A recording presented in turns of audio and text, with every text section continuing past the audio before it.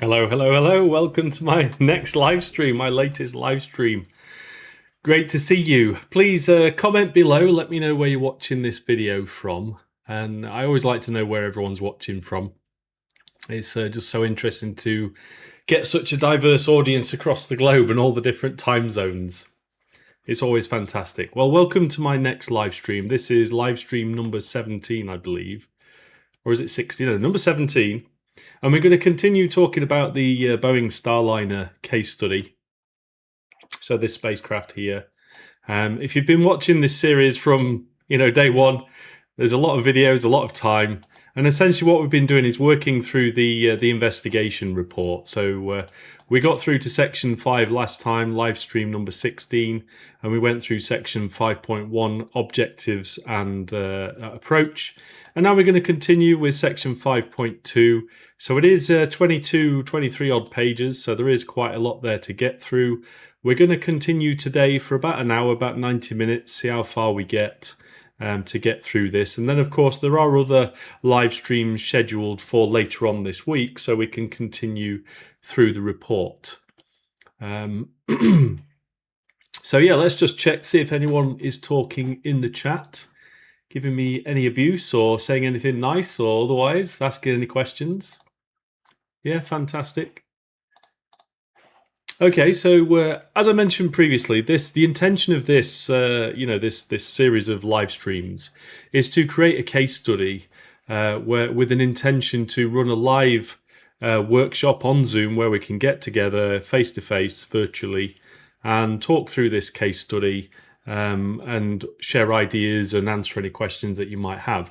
So if you visit my website, Whiteley-Safety.co.uk, and then click this button here, this will take you to a registration page, essentially to join a waiting list. And of course, once I've finished going through the live streams and doing all of the, reviewing the report, creating my slides and my diagrams and all of the other good stuff, I will send an email to everyone on that waiting list and we can get together live on Zoom and go through this together, share experience. And it is a completely free complimentary thing. I'm not charging for it at all, but I'm absolutely certain that you'll get a lot out of it. From the perspective of learning about what STAMP STPA cast is all about and how it can be applied. So yeah, and also if you do need some help and support and you want to have a conversation, just return to my homepage and press this green button at the top. I need help now. Click on that, stick your details in, let me know what you'd like to talk about, and we can schedule a call and have a conversation about it. So yeah, fantastic. So we'll continue with section 5.2. And as I say, if you do have any questions or any comments or you'd like to share some experience, please just type in the chat wherever you're watching this and I can bring the message up on screen, and we can have a chat about it. We can interact. That'd be really cool. Okay, so observations and recommendations then. So the NASA Boeing Starliner crewed flight test was a landmark mission. I'm just going to highlight these things as candidates for inclusion in the control structure. Was a landmark mission that tested the capabilities of the spacecraft as well as the resilience of the individuals on the integrated NASA-Boeing team. The observations in the following sections showcase how a previously fractured relationship across the team was magnified. Oh, that sounds interesting. Each observation has a correlating recommendation included at the end of the section. Issues in the near real-time decision-making process were exposed and amplified when working to address the potential high consequence of the loss of 6 degrees of freedom during rendezvous. The subsequent work to understand the cause for jets failing off and the quantification of risk for using those jets for return. These factors ultimately led to confusion in the team roles and responsibilities. You see, that is interesting. That is important.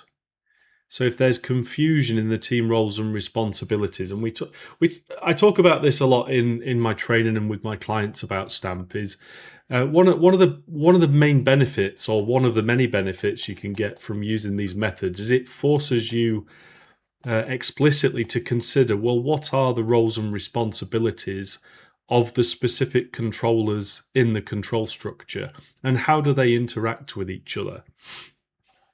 Because if those roles and responsibilities are unclear, we shouldn't really be surprised if the control actions that this controller is providing or decides not to provide are due to, confusion or misunderstanding about what roles and responsibilities are. There could be overlapping roles and responsibilities, or there could be gaps, or one controller could believe that another controller is going to do something when they're not required or responsible for it. And I'm sure in your day-to-day work and your day-to-day life, you will have come across these kind of things many, many times. I certainly have, so I'm sure you will have as well. And so, the whole point of STAMP is to make explicit what is the control structure. And a side effect of that, if you can call it a side effect, is you also have to be clear on, well, what are the roles and responsibilities of those controllers?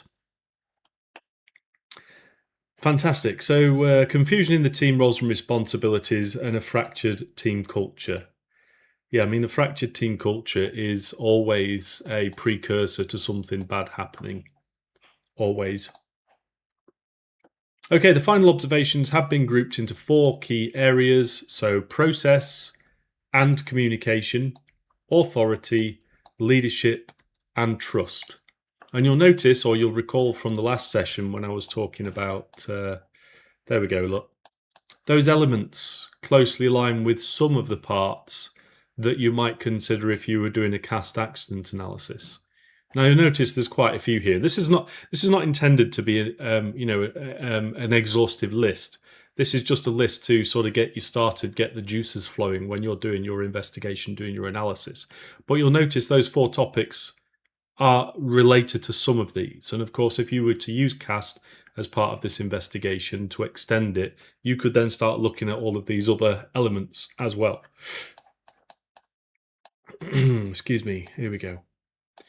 So I've just noticed my screen doesn't have, it's got a light shining through. I'm just going to have to turn it off. Just bear with me a second while I just turn this off. Just hang on a sec.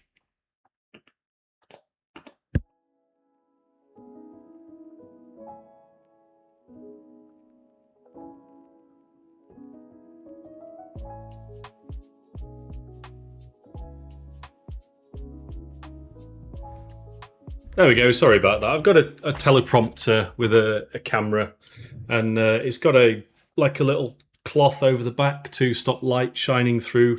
And when light shines through, it means I can't see the screen properly. So Yes, I've corrected it now. The marvels of modern technology and live broadcast. Anyway, here we go. Let's keep going. The most significant technical challenge. Actually, I should set the screen back up again, shouldn't I? There we go. Look at that.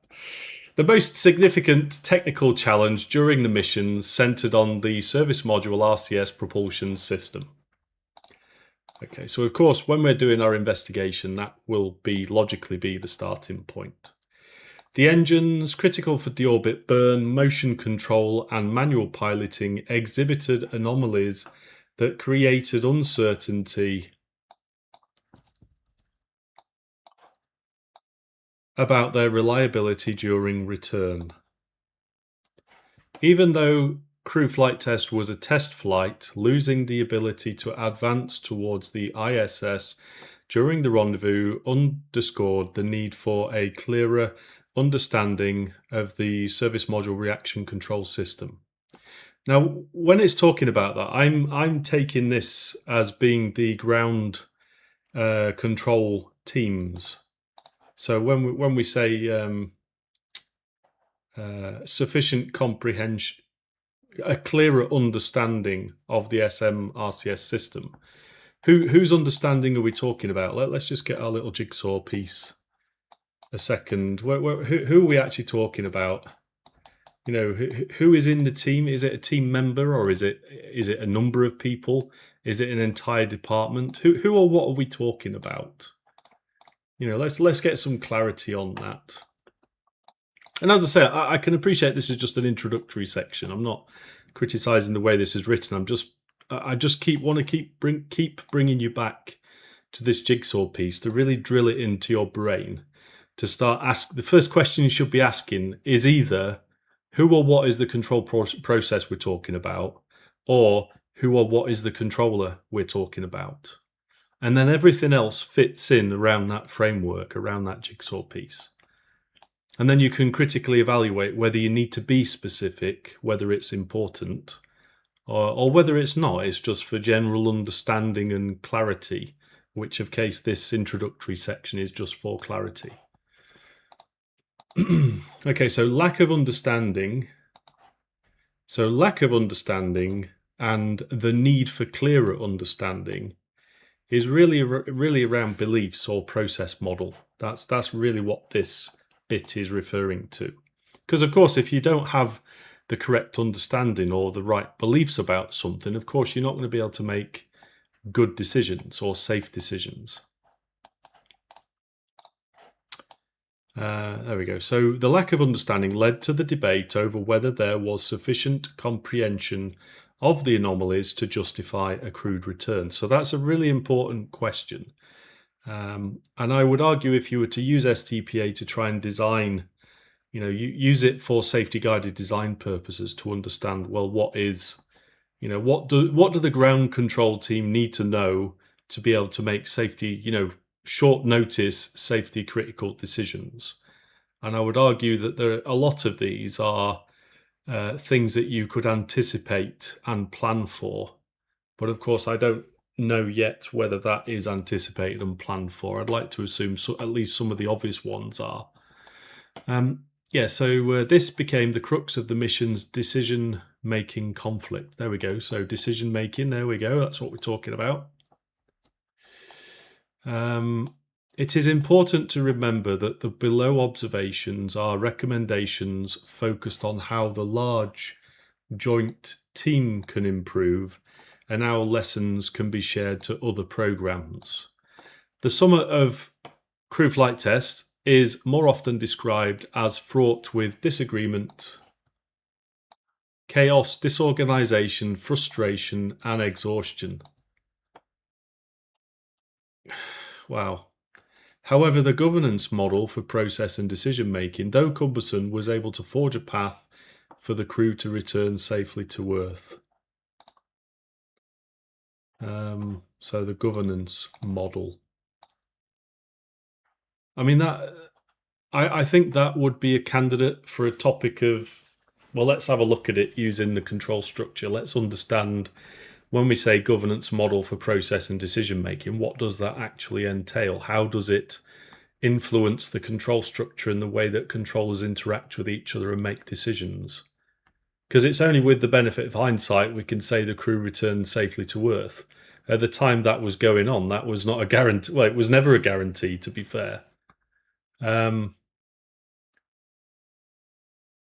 Yeah, I don't think we should try and take too much credit for the governance model and that they were able to get the crew back safely. I think you know what I'm saying.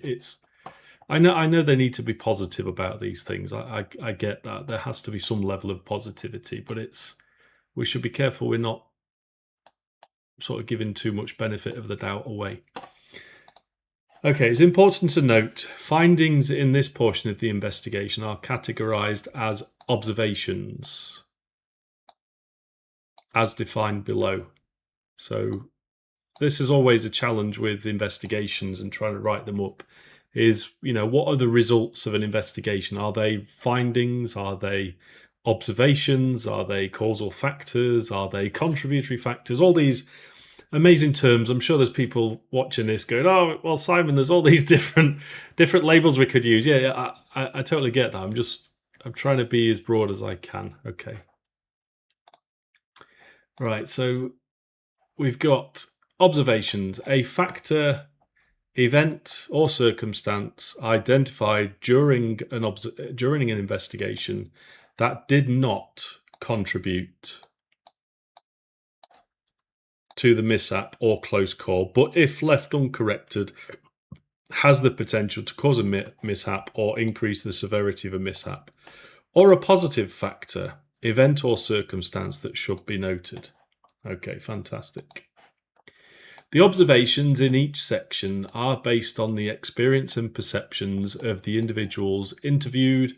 It is important to remember that the perception of the team regarding the shared values, beliefs, and behaviours is what defines the team culture and thus influences the execution of the decision-making process. Below, you will find a narrative summary of each of the main themes and their associated observations and recommendations. Fantastic. Section 5.2.1. So this is process and communication. The communication environment during the crew flight test mission was described as overwhelming and at times counterproductive. Okay, the volume and frequency of meetings detracted from focused problem solving and contributed to a sense of rush and disorganization. I've seen that many times, many times, and it is a huge challenge in complex safety critical systems engineering projects, especially when something serious is happening. Interviews indicate that stakeholder inclusion and data transparency were also areas of concern. Yeah. A duality emerged where participants outside of CCP and Boeing felt excluded or inadequately informed, while CCP and Boeing felt beleaguered trying to include external voices. So just to comment from a control structure perspective, so it's clearly we've got how they've termed it internal stakeholders, and then there are other external stakeholders that are obviously important to, what's going on. And so how could we design those control structures so that the components in those structures, those stakeholders, those controllers, know what everybody's roles and responsibilities are and what the expectations are for how they should interact with each other? How could we improve that in the future? How could we coordinate that, anticipate that before we go through something like this again? This disconnect contributed to a breakdown in confidence in the decision-making process. Yeah, I'm not surprised. The use of resources was another point of contention. So when we say resources, everybody, what are we actually talking about here? Are we talking about human beings, or are we talking about money or time? What is it we're talking about? Let's get clear on it. While the all hands on deck mentality was praised, Many interviewees noted that the number of people on calls and in meetings was often unnecessary. Yeah, I understand that. Contractual layers. Oh, that's an interesting term. Contractual layers. So they imply parallelism to to some of the layers in the hierarchy in the control structure model. Within Boeing and its subcontractors, additionally complicated access to expertise and data. Yeah, so if we could anticipate this in the future, how could we use safety guided design? How could we use STPA to try and solve some of those problems? Not just from a normal day-to-day operations perspective, but also when there's something serious happening and we need to be fast, making good decisions with good access to data rapidly. How could we change that and improve that in the future? Okay, process. Okay, so there's a few sections here. Let's go back and steal some of my steal some of these. We'll take that one and we'll take that one there. There we go. This is one of the things I like about using this tool is you can add, you can just copy and paste stuff really quickly. So we've got an observation there. So let's, so this is process and communication observations. So there's observation 1. There's observation 2, observation 3, observation 4, 5, 6. There we go. Observation 7 at the top. Then we've got 8 and 9. I'm breaking this up just to make it easier for me to remember when I'm reading these things. If I can see these big visual blocks, it helps me to remember, especially with documents as big as this. You need all the help you can get to try and have some level of recall. I mean, comment in the chat if you've got any suggestions on how I can read and review documents quicker and retain it in my brain. There we go. Oh, here we go. Some recommendations. So there's some recommendations, everybody. So let's put this over here. So there's quite a few recommendations: 18, 19, 20, 21, 22, 23, 24, 25, 26, 27, 28, 29, and then process data management. So that's a new section entirely. So let's steal the green one and put it over there. And then we'll put this green one over here. Process data management, observation 1. And then some recommendations. So we've got observation 1, observation 2, observation 3, observation 4, process data, recommendations. Okay, so that's those.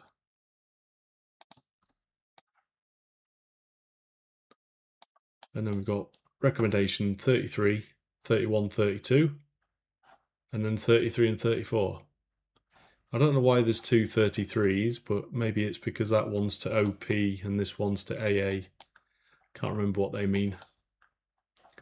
Okay, we'll keep going. So there's quite a few there, quite a few. So process and communication observations then. So observation 1, crew safety was the primary focus of the discussion throughout CFT. But was it the primary conversation before they decided to launch CFT? I mean, arguably people will say it is, but why were they launching it when certain tests and qualification was not complete? That's what the investigation should be trying to understand. Why would it make sense to do that? And what do we need to do to prevent that kind of behavior in the future? The in-flight decision-making process and governance. So let's just in-flight in decision-making process. So that we might want to include that as an explicit controlling function in our control structure, and governance. Prioritise crew safety and forced alternative viewpoints to be discussed. It is not lost on this investigation team that while there are many things to learn and grow from as a team and agency, the actual decisions on when and how to return Butch Wilmore and Sonny Williams resulted in their safe return to Earth.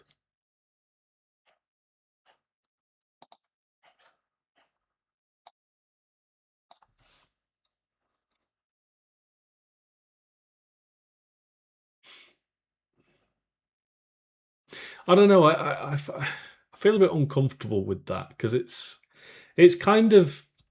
I don't know what if I'm what I'm gonna. I don't know if what I'm going to say is going to make sense. So just bear with me a minute. So the outcome of the situation was they returned to Earth safely. They were, the spacecraft, they were not lost in space. They made it back to Earth safely. Fantastic. That's what the objective is. But everything else before that point, the issues with the spacecraft, the issues with how the agency and all the different stakeholders interacted with each other and how decisions were made and the state of the program and resources and all of that good stuff. Those decisions, whether they are right or wrong, is irrelevant. Those decisions put the lives of these two people and the crew of the space station, if you want to be really pedantic, at risk. And I don't know. It just feels a bit sort of uncomfortable that we should be. I don't know. I suppose you have to acknowledge that I don't. Yeah, I'm just mincing words now. Was it sheer luck, or was it because there were great people making great decisions, difficult decisions, and everything worked out? Or was it by the grace of God, so to speak? I don't know. Anyway, many individual. I suppose the point I'm trying to make is we shouldn't be trying to dress this stuff up to make people feel better. Those that are in senior leadership positions, they are in those positions because they are getting paid the big bucks to do it. And so they have a responsibility to, do the best that they can and make sure resources are available to do what they need to do. I know we should not be overly critical. I totally understand that. But the objective should be we need to learn as much as possible from this situation so we do not repeat it. And if people get upset about it and, if they are feeling a bit attacked or whatnot, I completely understand, but we need to get this stuff out. We need to learn as much as we can, and everybody should be behind that. And if there are certain members, organisations that, their egos are getting in the way, then they've obviously got some work to do to reduce that and address this, in black and white. I don't know if my message. I'm mixing my message up. I think maybe I need to write down exactly what I think about that and make it clear. Or my sort of view is we should be investigating to learn the facts as best that we can establish them and learn as much as we can and fundamentally be humble. We don't necessarily know what we don't know. We are infallible. And so let's progress on that basis. Let's not pretend that we are superhumans. We're gods. We're not. We're just humans. And we need to reflect on that sometimes, I think. Anyway, I'm going around and say, right, here we go. Many individuals made extensive sacrifices in their personal lives in dedication to making the right decisions with the right data. Okay, that's really interesting. I would like to understand a bit more about what this actually means. Maybe it'll be in a different report. Maybe there'll be other people could probably take me on one side and talk to me about it. But when we say made extensive sacrifices, what are we actually talking about here? Are we talking about resigning from the company because their safety issues have not been taken seriously? Or what are we talking about there? Time off was cancelled. Okay, yeah. People persevered through loss, personal strain, natural disasters, and more in order to be as prepared as possible for providing input when and if it was called upon. I mean, that's fantastic. That's that is, people are stepping up to deal with that. That is incredible. And I think it's really good that they're recognising that. I was being a bit cynical at the beginning. I was anticipating that it was going to go a different way, but that's quite interesting that I didn't appreciate all of that kind of stuff was going on, and that should be acknowledged. But I'd argue it should be acknowledged at the very beginning, setting up the scope of the report. Anyway, observation. Hang on a minute. So this section doesn't really talk about what this doesn't really address what this observation is talking about. It doesn't talk about the decision-making process and governance. This doesn't sound right, this section. It shouldn't be under observation 1. Something else should be in there. Anyway, observation 2. There was a distinct mismatch in the assessment of performance predictability post-undock and the possible consequences to human life when discussing the risk for using the SMRCS on the Starliner return. Okay. The most distinctive disagreement came down to how much to rely on engineering judgment. Neither group was specifically more tolerant to putting the crew at risk. When they say neither group, which groups are we talking about? Which group are we talking about here? Neither group. Is this? Yeah, okay. I think it might be discussed later on. To putting the crew at risk, but the assessment of the amount of residual risk drove discontinuity and division in the team.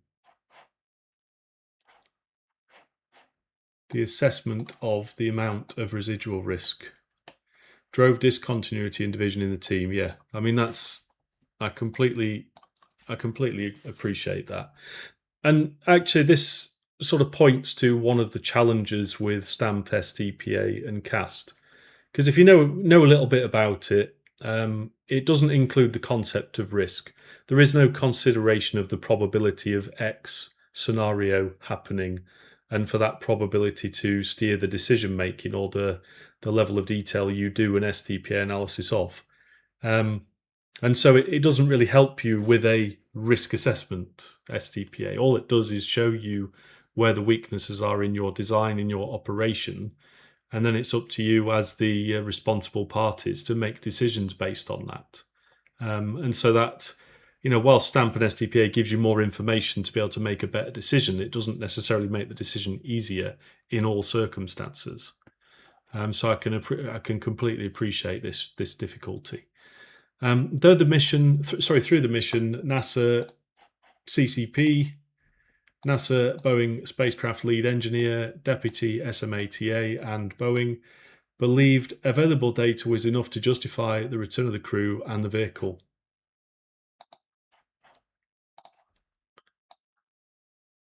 Okay, so the NASA CCP, NASA Boeing spacecraft lead engineer, deputy SMA, TA, and Boeing. NASA ISSP, engineering, SMA, HHP, FOD did not agree that enough data that was rooted in test and qualification was available to make that judgment. Ultimately, the deliberation culminated in an agency-level Delta FTRR, is that Flight Test Readiness Review, where NASA unanimously agreed to return the vehicle uncrewed.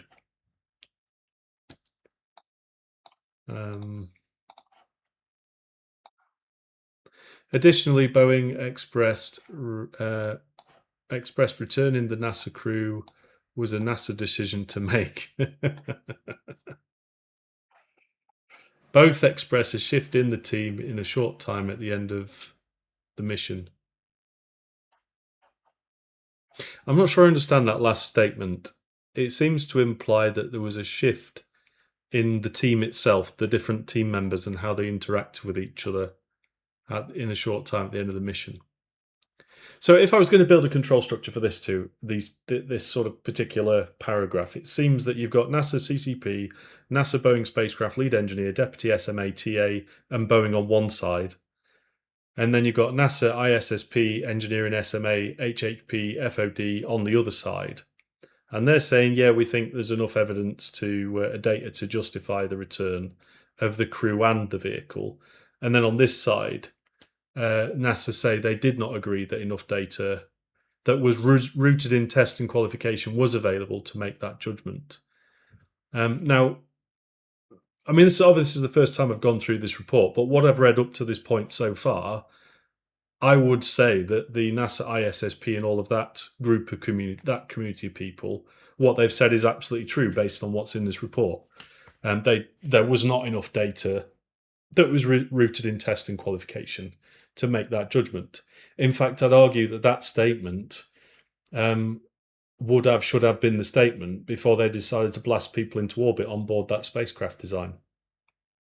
There was not enough test and qualification data available to make the judgment to go flying with people on board. That's my impression from what's in the report.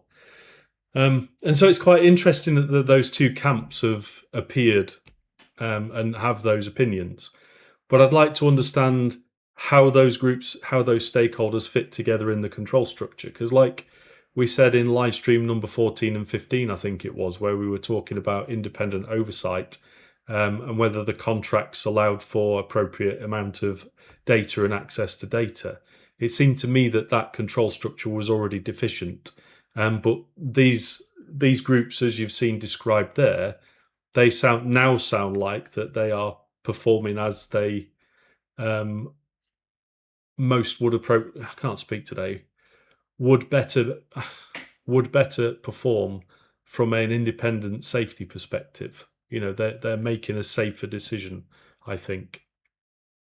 There's so much to think about and talk about in this investigation here. There's so much going on. It's quite amazing. The other topic as well is from a commercial perspective. Because, of course, the commercial perspective is they need to get qualification for crew rating qualification. And they're going to try and do that as quickly as possible, as you would expect. I'm not suggesting they would risk lives, be loose with the risk on lives, but the control structure should not allow that kind of unacceptable risk to be tolerated. So how do we design the control structure and make sure all these stakeholders' roles and responsibilities are respected? Anyway, yeah, let's just have a quick look, see if there's any questions and comments coming through.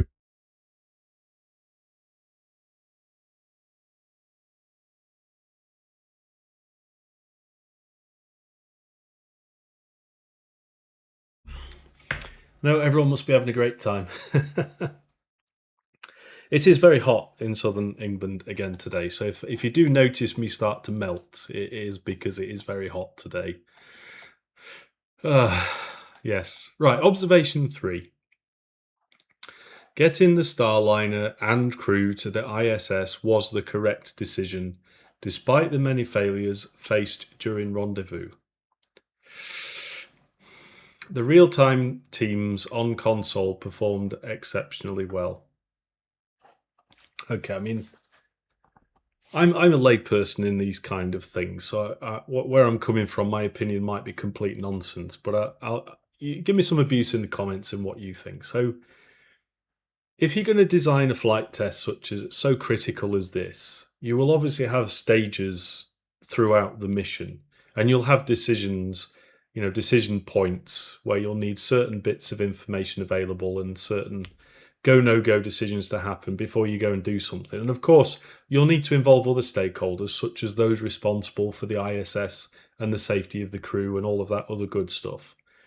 Now, that they went and docked on the space station, I think that was obviously the best thing to do. It was the safest thing to do for the crew. But there's always the other scenarios whereby this Starliner could have been misbehaving all the way up to and potentially in collision with the ISS. So was it really appropriate to take that risk? I'm not saying whether it should be or shouldn't be. I'm just saying from a design perspective, we should be thinking about these decisions and what criteria we're going to make the decisions before we're put in that situation for real. We need to be thinking about these kind of decisions and the answers to those the answers to those questions before we're put in a high stress situation that needs real time decision making.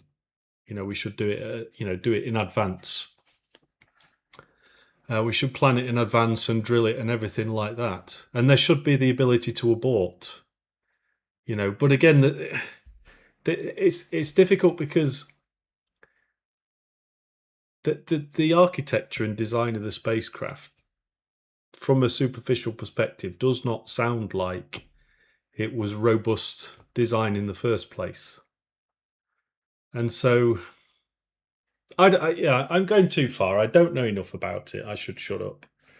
During interviews, team members were asked to start with what worked well during the mission. A reoccurring theme was exceptional performance of the crew and flight control team. There we go, everybody. So the crew will be part of the control structure model, as will the flight control team. So let's just let's get our little grey bits. There we go. So we've got, pardon me, crew, and then we've got the flight control team. There we go.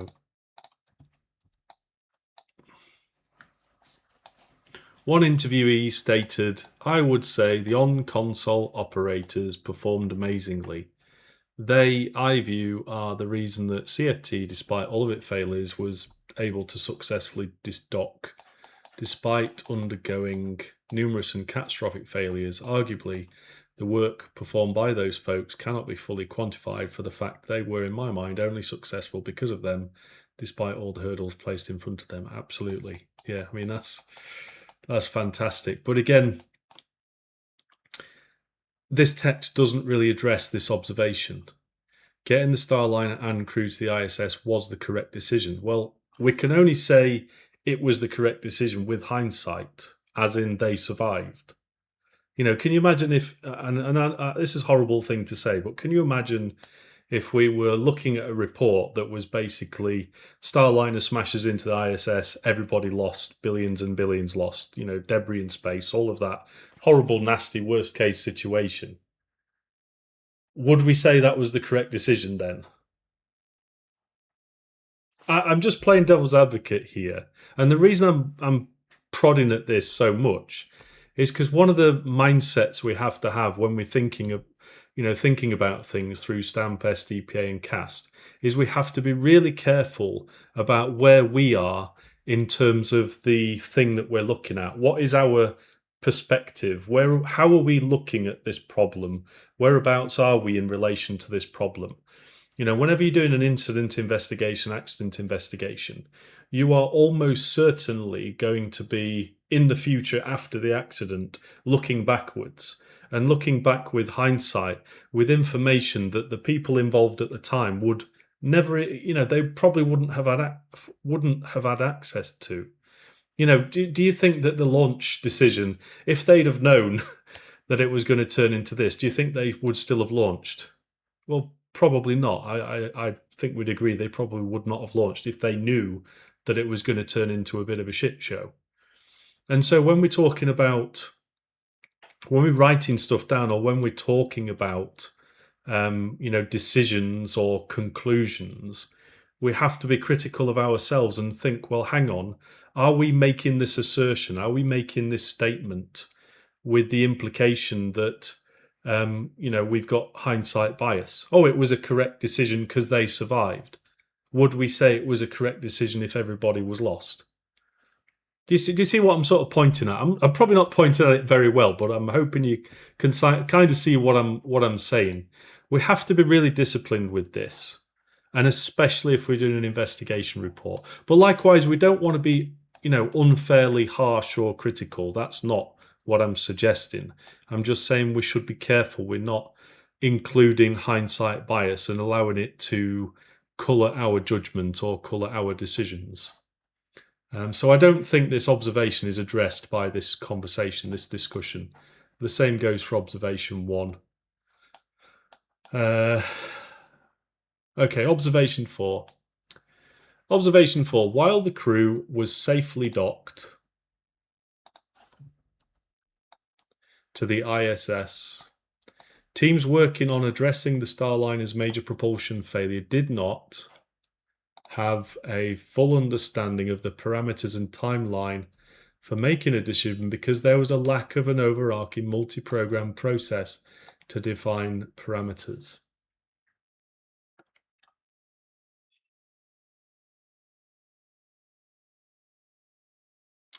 Two things. First off, when the spacecraft was docked to the ISS, is it really appropriate to say that it's safely docked when they needed to do testing and all of that good stuff? You know, what happened if there was a scenario where the Starliner started to, you know, go full power, full thrust, whatever it is, and that causes problems for the ISS? I don't know what the capabilities of ISS are and whether it can, you know, save itself. I don't know, but I'm been a bit pedantic. Anyway, let's talk about this other bit.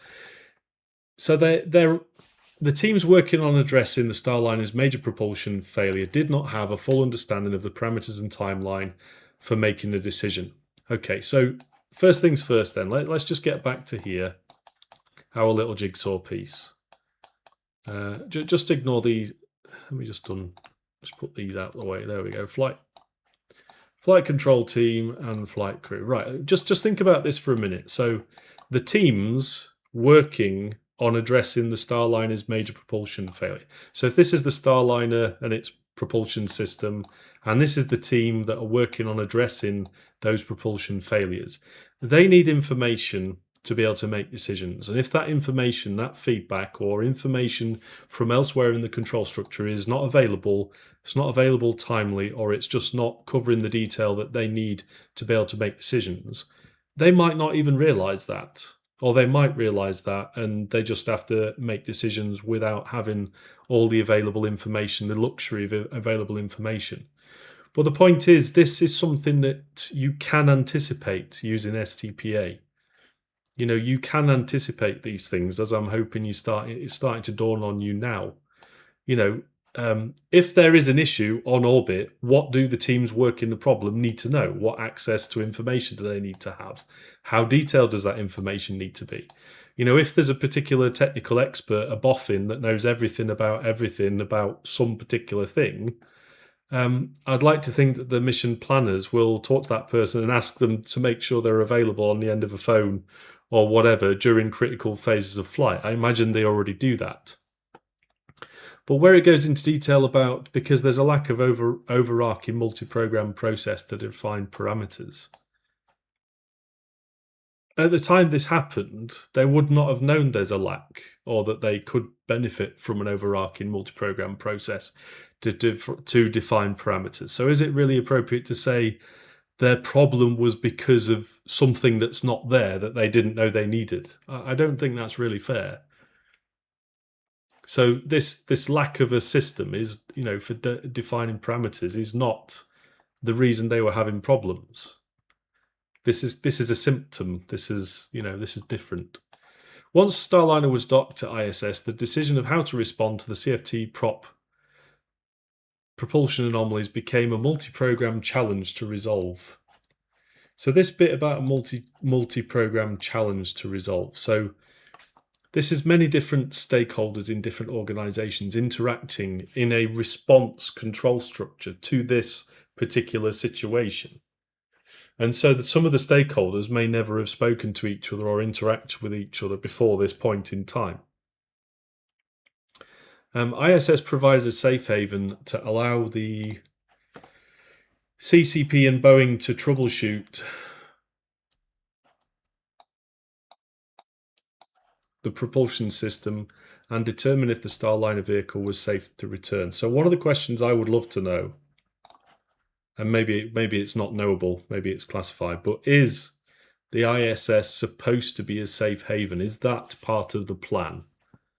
And what is the safety plan for that? What does the control structure look like for ISS and the involvement of its crew and its operations organization and the decision making? How is that control structure interacting with the CCP Starliner control structure?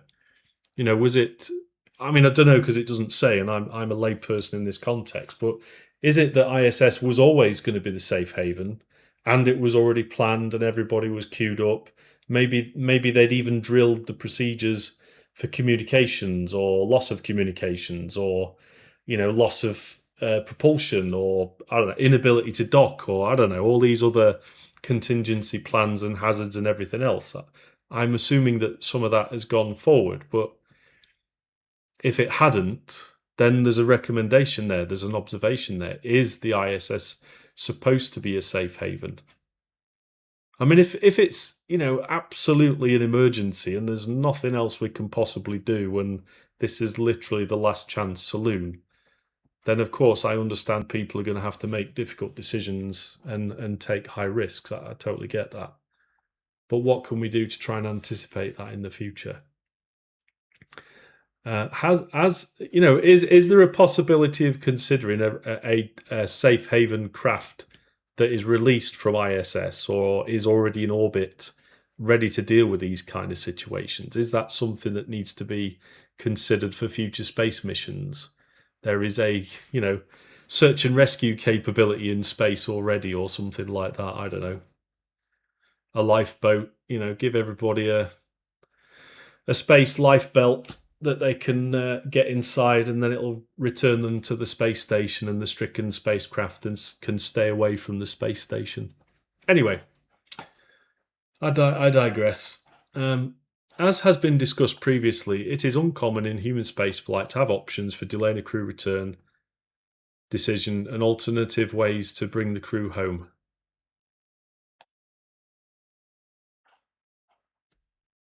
It is uncommon. Okay. When we say it's uncommon, is it because we just haven't done it yet?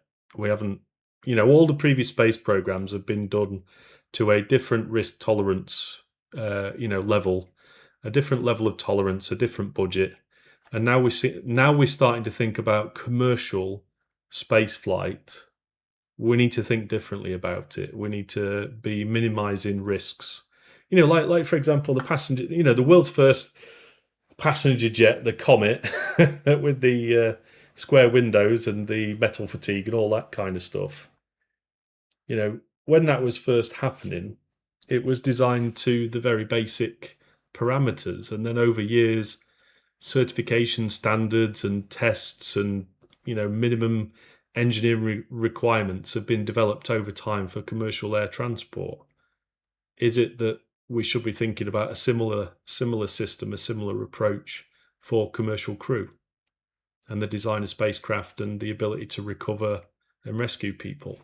I don't know. Anyway, on my hobby horse, people approach the problem with different expectations of how much time there was to decide whether the crew would return on the Starliner or not. So this is interesting. These different expectations, why were they not set at the outset? That's something I would have thought the concept of operations or the initial safety assessments would look at. That shouldn't be, that should be defined somewhere and agreed. This led to ineffective conversations about what troubleshooting and testing plans made sense.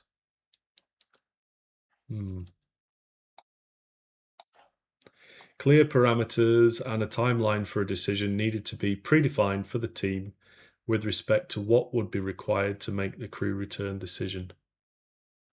When we say predefined for the team, do we mean before the mission takes place, or during the mission they were defined? Without an integrated assessment of impacts to both ISSP and CCP. Oh, right. So I think that's International Space Station Program, is it? Let's put brackets in it, see what happens. Of course, doesn't work, does it?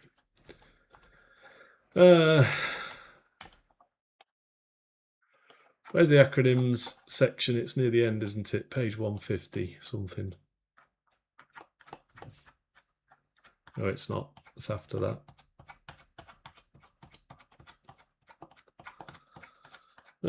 Where is it? Acronyms. Come on. Is it in the appendix? There it is. Right, let's have a look. ISSP. International Space. So it's not even in there. So yeah, anyway, let's assume it is. Let's keep going. Without an integrated assessment of impacts to both ISS and CCP, realistic schedules could not be defined or communicated. Teams worked very long hours, long weekends, and cancelled vacations. The interviews shared many stories of fatigue and managers worrying about burnout and stress-induced factors. Yeah, absolutely. I mean, that is so important to think about, because of course, if you're putting your workers, your staff under this kind of pressure, of course they're going to burn out. Of course they're going to make mistakes. In fact, you're forcing them to make mistakes because you're putting them under this kind of stress and pressure. But again, this observation is not discussed by the text below. What is it? What is this multi-program process to define parameters? What is it about that? What's the recommendation there? Observation 5. NASA faced challenges in aligning efforts and making timely, cohesive decisions without a unified, integrative authority. Okay, so this goes back to what the control structure is and what the how the crew commercial program was contracted and set up, and the roles and responsibilities and how they were allocated or not adequately. A single entity of integration was identified as missing or necessary for successful intersection of the entire. Right. If there's nothing to learn from this, the whole series of live streams I've done, all 60, 70, 100 hours, however many hours it is, if there's one thing you learn from it, it is this. When you're building a control structure model to address things like this issue here would have been obvious within hours of building the control structure model. It would be literally in the picture. It would show you this weakness in the design. Anyway, and that's why I bang on about it so much. Just building a control structure model, even if it takes 5 minutes, you can find these issues. The challenge is then doing something about it. Anyway, there was not an effective NASA forum, so that is a type of controller, an entity of some description, where the different technical experts and those with differing perspectives could have an open exchange about disagreements regarding the major propulsion anomalies and the resolution plans. The provider-led MMT was not the right environment for having that internal to NASA integration. It led to Boeing personnel feeling like they had to integrate NASA, which is not their responsibility. See, that's interesting. The NOM. What is a NOM? Nom. NASA Operations Manager. There we go. That's a new one. Let's put this down here.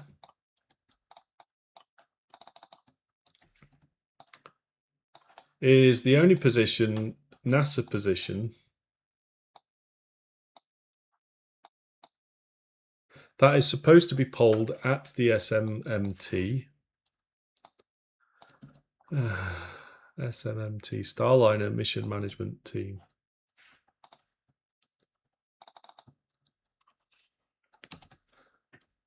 I'm still struggling to remember these acronyms. It's just crazy. But that's the nature of the beast on a complex project. Everyone should have the acronyms tattooed on their arm or something. Anyway, but there wasn't an effective way for the NOM to gain the NASA position with so many stakeholders out of alignment.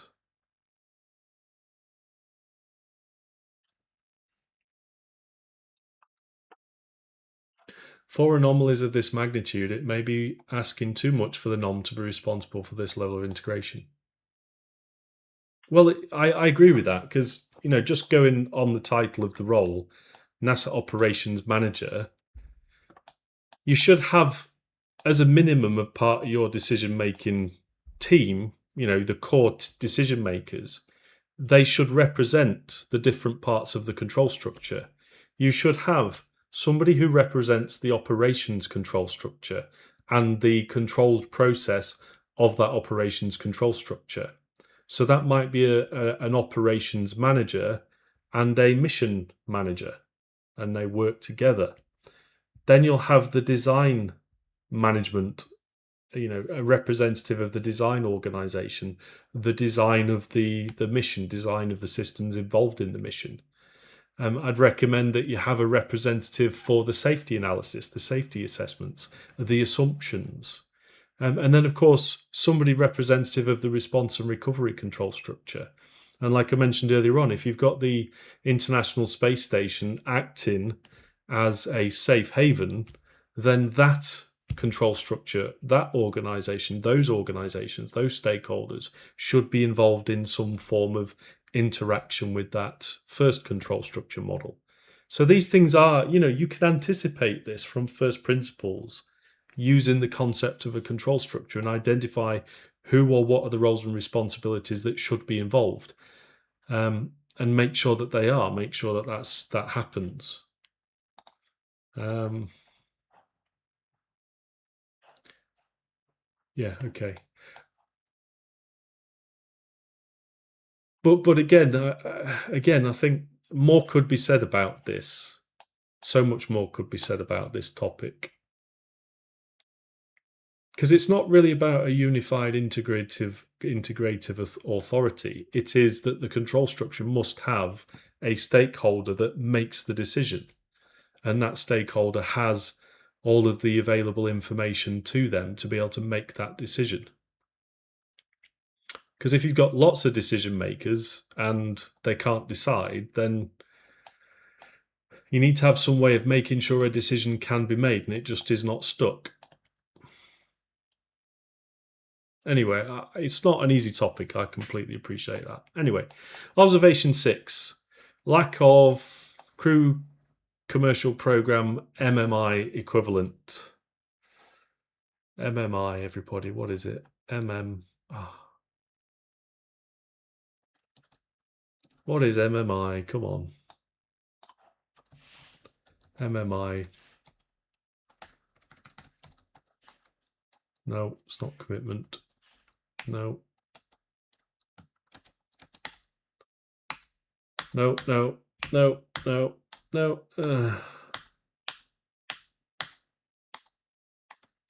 I moaned about this last time.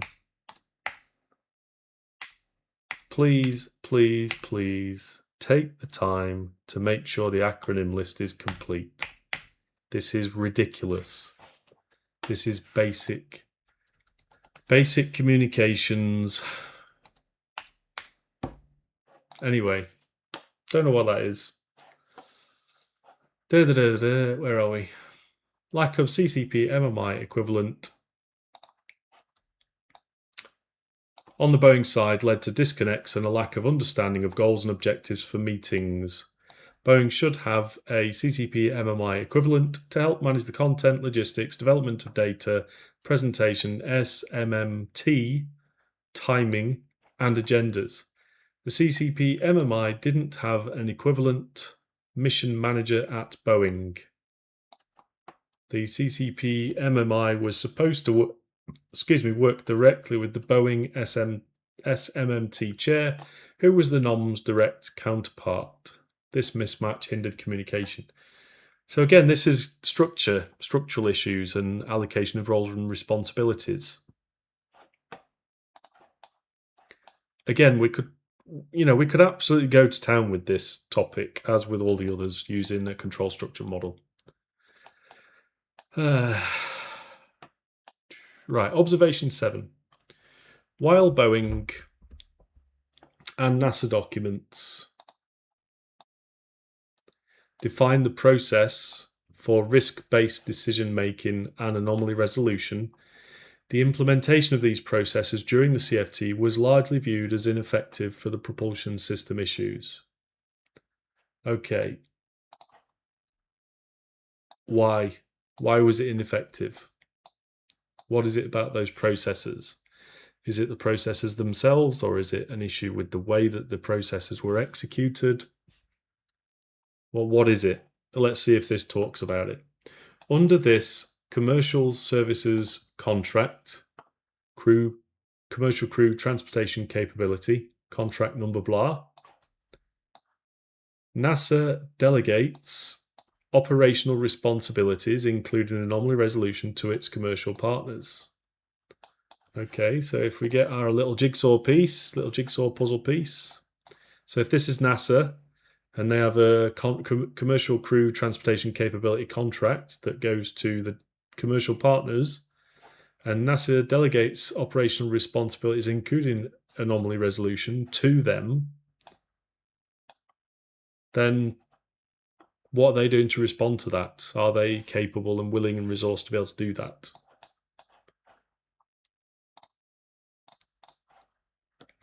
The CCP Mission Integration Plan supports collaboration during real-time anomalies through the formation of a CCP Tiger team. If there's one thing that does my head in, it's these bloody Tiger teams. It's just a ridiculous name. Why don't we choose a name that's representative and that doesn't get everyone's anxiety up? Why don't we choose a name that, you know, serves the people that are doing this stuff? It's like one of the organisations I worked with in the past. They like to have these review meetings, and they used to call them murder boards. Oh, we're gonna have a murder board this weekend. This week, guys. You know, make sure you're ready. Make sure your slides are ready. It's just ridiculous. You know, why introduce all of that emotive language? You know, if dealing with an on-orbit propulsion anomaly is not stressful enough, why do we have to have these ridiculous names for things? It's not about the name. It's about the implication of it. That's what I'm talking about. Anyway, however, for non-real-time anomalies,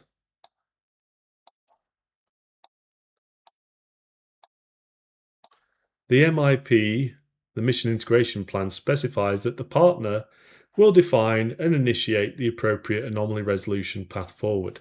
So that implies that the partner will define and initiate that path forward. And is that appropriate? You know, should we not try and anticipate what some of these anomalies might be and give them, you know, a resolution path to follow, a process perhaps? Is that what the issue is? I don't know. Although the CCP Tiger team construct supports an integrated approach for near real-time anomalies, it is not implemented for the service module reaction control system issue. Additionally, without a formal declaration of the integrated anomaly, the familiar ISS multilateral anomaly resolution team structure was not activated.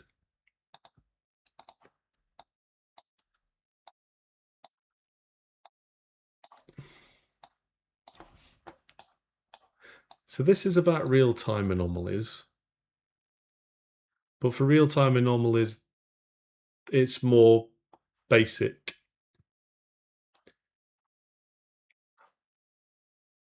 So they didn't set up a CCP Tiger team for the SMRCS issue.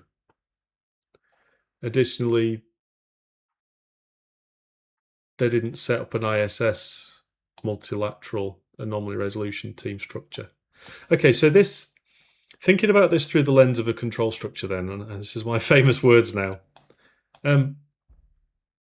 you have to anticipate.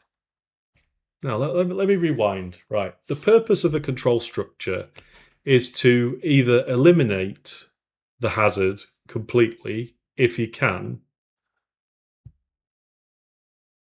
or put some mitigations in place, mitigations for the hazard, for its occurrence, its existence, or the consequences of the hazard, and then provide response and recovery. If you can't deal with the hazard, you can't deal with the consequences adequately, you need some form of response and recovery. And that also covers response and recovery to things that are not anticipated, you know, completely unanticipated things. Now, of course, this also highlights the timing element of, you know, we've got an issue real time right now we need to deal with. And then we've also got other issues that are not real time that we could deal with in slightly longer time, slightly slower time. And it sounds like the contract supports collaboration during real-time anomalies through the formulation of a CCP Tiger team. But that, for non-real-time anomalies, that it's a bit more vague. It's a bit more open for others to do what they want to. Make it up as they go along almost. And it also says that they didn't declare an integrated anomaly, and the familiar ISS MART structure was not activated. Okay, so why was that? Who or what was involved in those decisions, and what beliefs did they have? What feedback did they have? What actions did they have? Why would it make sense not to do that? There's a big recommendation in there from a safety management perspective. Let's see if they actually cover it later on. Okay, so Boeing's MIOMP. What's an MIOMP? MIOMP, there we go, look. That's what it is.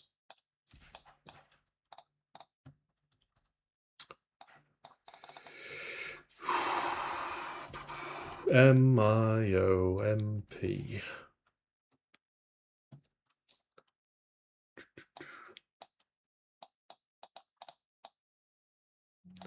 The Mission Integration and Operations Management Plan delegates anomaly resolution responsibility to the Boeing Chief Engineer Representative, who is tasked with troubleshooting CST-100 Starliner issues and coordinating response across affected elements. The Boeing CCT Anomaly Resolution Plan further assigned the spacecraft chief engineer to lead anomaly investigations and provide recommendations to operations management. I wonder where the chief safety engineer is involved in all of this. While this approach was sufficient for many anomalies, the visibility and consequences of the CFT propulsion system issues prompted broader NASA involvement. This uncoordinated engagement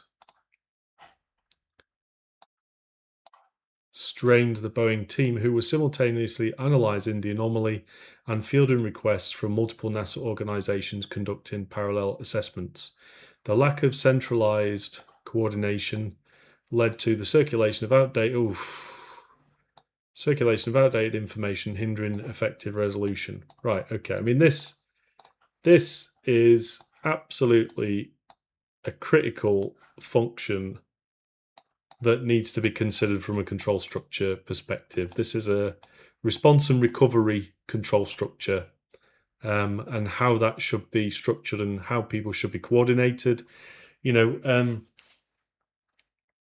There should be some, like it says there should be a centralized coordination function that makes sure these different stakeholders are coordinating appropriately, actions are open and closed properly, data is tracked and made sure that correct updated information is provided to everybody. But these, this structure, this type of structure, the way these processes work, these are, used in other industries, other organizations. So it shouldn't be that difficult to get this formalized and documented, if not already. The question becomes, well, why was it not already set up that way? What was going on? Or was it set up that way and it just wasn't implemented very well? What was it? But there is a definite recommendation, a huge, critically important recommendation there that needs to be sorted before they go flying with other people in space. The NASA team took the evaluation of information specifically regarding service module reaction control system and the capability for crew return from the near real-time process in MMTs. What's MMT again, everyone? Can we remember? I don't think we figured it out, did we? No, we didn't. Back to the program pre-mission process for PCBs. In the July 30th program control board.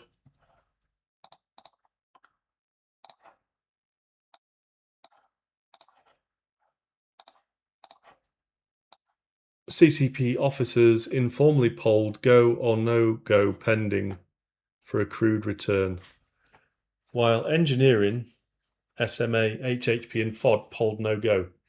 The inability to reach consensus persisted through August, culminating in NASA's decision to return the Starliner vehicle uncrewed.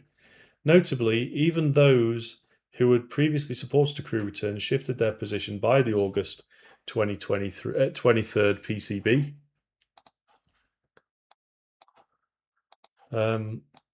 This reflects either a flip in their assessment of the data or an inability to close out open work.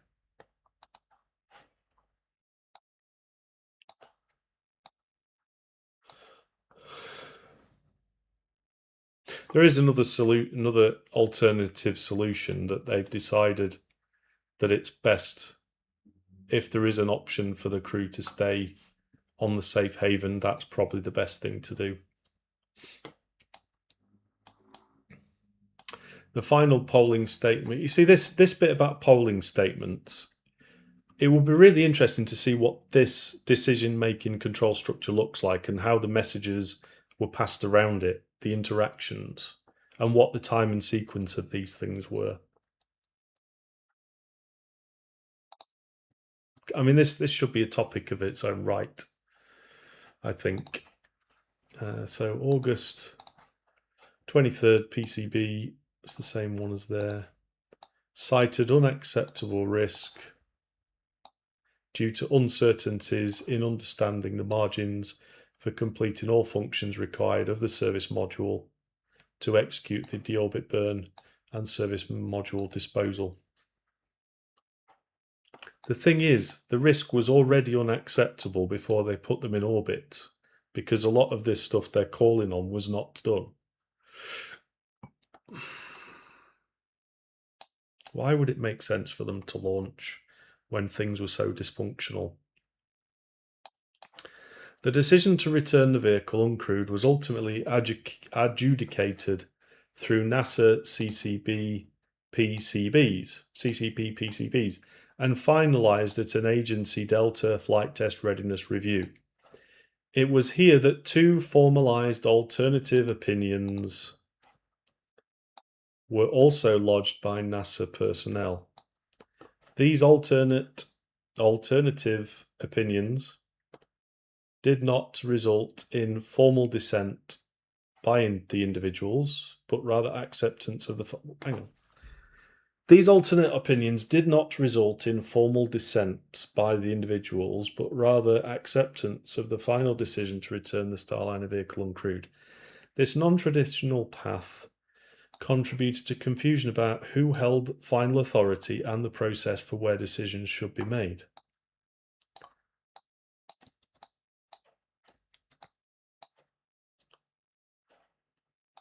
I don't quite understand what this is telling me. Is it that they had some individuals or team members or teams that had some alternative options, opinions, and they can either assent or dissent, agree or disagree, whether those opinions are going to be implemented or not, or decided or influence decision making or not? I don't quite understand this. All this sort of sounds to me like is the control structure and how decisions were made, roles and responsibilities, accountabilities, allocation of resources. It was just unclear, really unclear, either not defined or not communicated. And what I said earlier on is build the control structure for this bit, and you'll see where these weaknesses are, more than is described here. I'm certain of that. But then once you've got it documented on a piece of paper for all of your team members to see, you can then start making decisions about, well, how do we change this control structure to make sure the right people are empowered with the right resources to make those decisions? And also define what information, what are the decisions let's anticipate what decisions they need to make and what information they need to make those decisions, and then under what conditions those decisions are made. Maybe even predefine the decisions, if this, then that. So it's not up to individuals to then make those serious decisions. They've already been decided before something happens. But of course, give them some flexibility where it's appropriate and necessary. sounds really, really dysfunctional. I mean, I'm not really surprised because, you know, I wasn't born yesterday. I'm not really surprised, but it's just I'm quite sort of thinking, well, hang on, surely this kind of stuff, we should be behind this kind of stuff nowadays. This, you know, we should have moved on by now. Anyway, use STAMP, use STPA. That'll help you move forwards and improve safety by orders of magnitude. Okay, let's have a look. So we're at observation number 8 now. The next section is process and communication recommendations. I'm just looking at the clock. It's 19:20 local. So we'll keep going another couple of pages, and then I think we'll have a break. Maybe at process data management, maybe a bit earlier. Let's keep going. Observation 8. Technical teams did not have enough time to evaluate data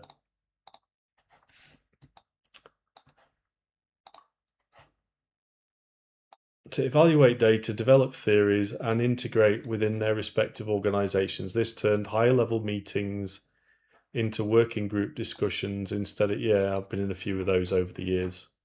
And it is very difficult. This is difficult. I'm not saying this is easy at all. This is, you know, this is the nature of the beast. You know, the control structure represents the complexity of the system that the control structure is there to build and operate. And we need to make sure that all the people involved in those have a structure to work within, and that it's clear to them what the structure is, and it helps them and it empowers them to be able to do good work and be successful. Even within the officially chartered teams, the overall process did not allow technical teams sufficient time to collect and analyze data, develop and test theories, resolve differences of opinion, and represent to respective technical managers for concurrence ahead of seemingly decisional SMTs or other program level meetings. Yeah, I mean, this seemingly decisional is interesting, because if these engineers, these technical teams are doing stuff to feed a meeting, and it seems that that meeting's remit is to make decisions, then they're going to behave in a certain way, which might not necessarily be appropriate, helpful, or timely. This was compounded by other parallel teams also performing assessments, where again, without an opportunity to integrate and adjudicate differences, separate but functionally aligned NASA factions would weigh in with uncoordinated positions. It is unclear who was representing positions of the formal technical authorities. Okay, I mean that. You know, what does the control structure look like for that? And what should it look like for future missions? Consequently, the process failed to allow the NOM, the NASA Operations Manager, is it? There we go, NASA Operations Manager, the NOM. Let's take that over there so we don't forget. Consequently, the process failed to allow the NOM an opportunity to hear, weigh, assess, and bring forward an integrated NASA position to the what is the SM? There we go, Starliner Mission Management Team.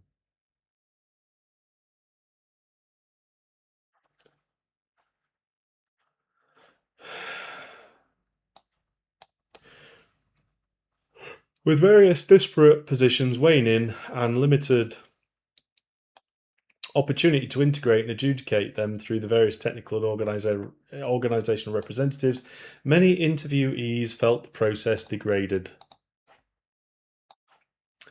The SMT and PCB were perceived to have lost effectiveness when the decisional body was used as a working meeting, with detailed technical information being presented for the first time for many stakeholders. That's bad. You know there's a serious problem when that starts happening. Frustrations grew regarding the perceived need to educate team members who were not directly involved in previous discussions. Yeah, everyone's got to be briefed. I mean, maybe there's a technical benefit to some of this stuff is that the way the meetings are conducted, recorded, minuted, people should be, if they're not at the meeting or they need to have a brief, they should be able to replay a video at double speed or whatever just to get up to speed. But again, maybe even, how minutes are generated, things are documented, decisions are documented. Notoriously minutes for meetings are nonsense. Certainly in the organisations I've worked with over the years, a number of those were not very good at minuting meetings or facilitating meetings or making sure that the chairperson was able to chair the meeting appropriately. Quite often the chairperson was one of the key decision makers. And so they were mixing the... So the meeting itself, how can I put it? The meeting must have a control structure itself for how to conduct a meeting. And that structure depends upon what the purpose of that meeting is. If it's a meeting to make decisions, there should be no sort of room for having technical conversations about the detail. All of that stuff should be done at a separate work group, and then they should work together appropriately. And I'm not saying that's easy. I'm just saying the functions of those forums has to be explicit, and the players, the attendees in those forums, have to be educated and know what those roles and responsibilities and purposes are and authorities are for those type of meetings. And if that is getting out of hand and the meetings are not being used appropriately, they're not being led or chaired appropriately, then of course there is supposed to be an independent viewer of this stuff that is able to step in and say, hey, look, we need to get this back on the tracks. And this is really about, what is the control structure? What are the controllers? You have a controller for making decisions, and you have a controller for making technical information available in a form that supports those decisions. So what does that structure look like? Anyway, right. So this highlights the lack of a structured and integrated systems engineering approach, which is what I've been saying. That appropriately evaluated the technical issues, implemented team constructs and interfaces, established and tracked actions. That bit is really, really important.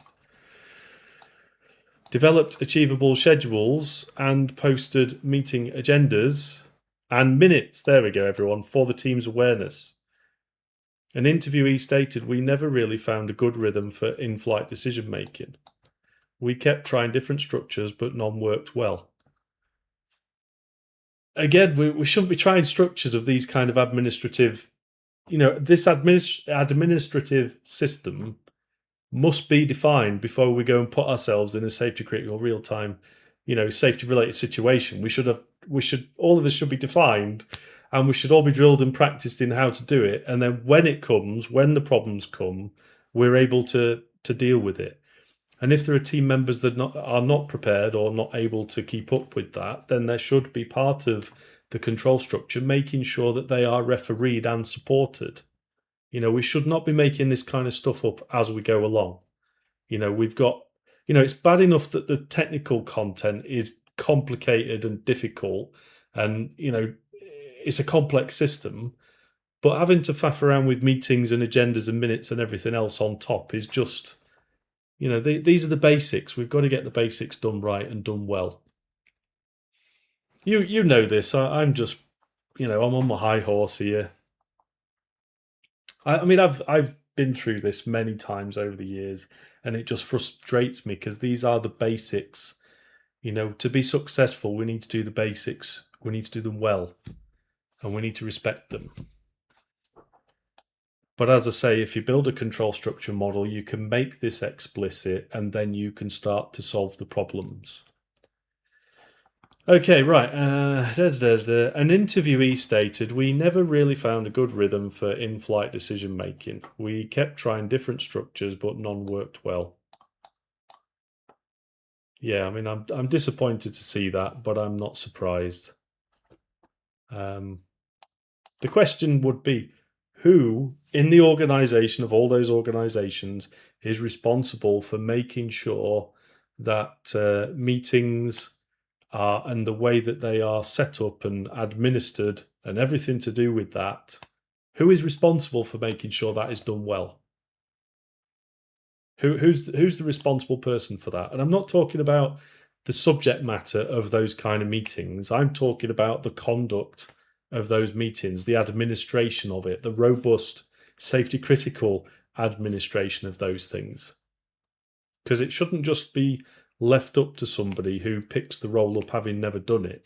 It is a distinct skill, a management skill in its own right. Anyway, let's keep going. Observation number 9. The absence of published agendas for the Starliner mission management team fueled the interest and high attendance in meetings because every meeting seemed like it could be the pinnacle return decision meeting. Yeah, I mean this the names of meetings, and I think I banged on about this earlier on. The label that you give to a meeting can confuse people. It can make it, even like technical documents. If you give a document or a meeting a name that doesn't represent the purpose or responsibility or accountability of that meeting, that document, it can lead to confusion amongst the stakeholders. And then it can lead to them, wasting time and energy on stuff that they don't need to deal with or read. And so there should be a hierarchy of these meetings for these kind of situations, and they should be given appropriate names, and it should be managed and organised by somebody or by a team. Yeah, anyway, it's been a long day. I think I probably should cut it short soon. I think I'm going off on one now, sorry. Excuse me, the unclear implementation of the decision-making process made it seem like any MMT or PCB could be the one that was going to make the big crew return decision. At the same time, people felt they had to attend the MMT or PCB because it was the only place where all the data was available. Again, yeah, the control structure of these meetings and how they feed each other. Who is organising them? Who is the referee? Who is the conductor? Because each of these meetings are like a section of an orchestra. You have the string section, the percussion. You have the best section, the brass section. But you need a conductor to organise them. You need somebody to give them the sheet music to the different teams. You need somebody to lead those sections, make sure everybody knows what their parts are. And then you need somebody to conduct them and keep them coordinated. And that's not the same as the person writing the music. That's not the same as the person maintaining the instruments or making sure the orchestra, musicians are, practiced and trained to use their, instruments and play the music. Observation 10, the NESC, NASA Engineering Safety Center. Shout out to those guys and girls if you're watching. I had a few friends and colleagues that worked in a similar area over the years. There we go, NESC. Many interview, the NESC, NASA Engineering Safety Center provided valuable independent resources, and analysis, but it was unclear how to integrate their sport into the team to streamline decision making. Many interviews highlighted the NESC as helpful for adding resources to the team and providing technical expertise on particular focus areas. There were some concerns brought up in interviews about how their sport was overall integrated into the decision-making process, particularly for Boeing personnel. The NESC role and plans for supporting the anomaly resolution were unclear. Okay, so that needs to be cleared up for next time. The rules of engagement for the NESC were also unclear, with some interviewees reporting that a NESC representative was slow to accept the decision to accept the helium leak risk. Again, this word accept. So we've got accept the decision and then to accept the risk. Is this stakeholder part of the risk acceptance decision? I'm just asking, maybe it's a rhetorical question, but the control structure for operations and engineering design, they are responsible for making those decisions. Is the NESC representative a feed into that decision, as in here's some information, and then that organization makes a decision? Or are they part of the decision making themselves? And if they are, how are they integrated into that? They found that it was distracting from the other propulsion anomalies to continue to litigate this decision despite the crew commercial program hearing all the data and making a risk-informed decision on this topic.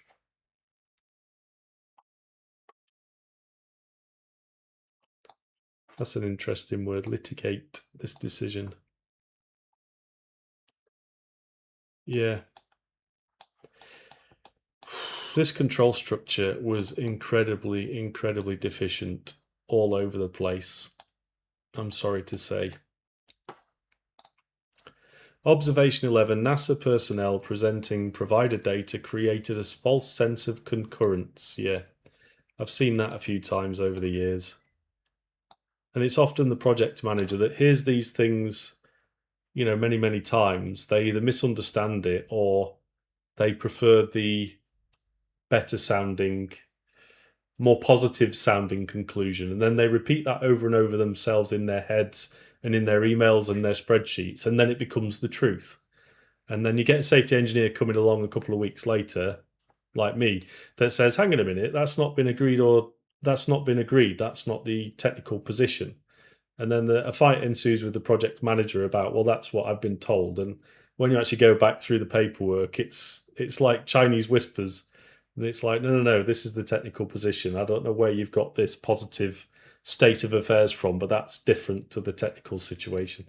Anyway, this also caused frustration regarding who should be representing data and positions for risk-based recommendations. Absolutely, yeah, that should be explicitly defined. We shouldn't be making up as we go along. It should be predefined. Anomaly resolution requires collaborative effort, especially in flight. It's important that teams work together. However, it is also important to maintain clear lines of who is representing and who is presenting and who is representing data or positions. An interviewee noted there were times where you were sitting in a meeting, you would not know if the speaker was a representative of Boeing, the blurred lines of who was presenting the data and positions. Yeah, this blurred the lines. There was also confusion because many on the Boeing engineering teams had worked directly with NASA Boeing program lead engineer for many years. This created a general assumption this input was the only NASA voice needed for agreement to move forward with information recommendations. Yeah, okay, that's interesting. I've seen that a few times as well, where you get a lot of people moving around between different organizations or have worked together on different projects over the years and are very familiar with each other. Over familiarity can lead to dysfunctions and issues. So yeah, again, this is a good observation, but so what? What are we going to do about that? And I think that's what the recommendations we'll get to in a moment. Observation 12, pre-mission preparation activities did not adequately prepare the team for major anomaly resolution process. Yeah, okay.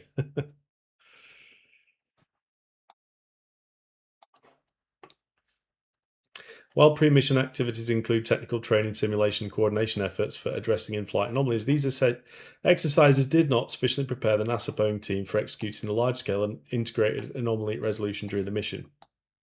So there's immediately learning observation there that, any mission that involves human space flight or missions that can be planetary protection concerns, this kind of stuff should be practiced and drilled beforehand and exercised. Do an exercise on it, see what would happen. Because you can't leave this kind of complex, difficult decision making and analysis and coordination. You can't leave practicing that until it actually happens, because you're just inviting disaster. These risks are so high that this kind of stuff should already be planned and prepared for.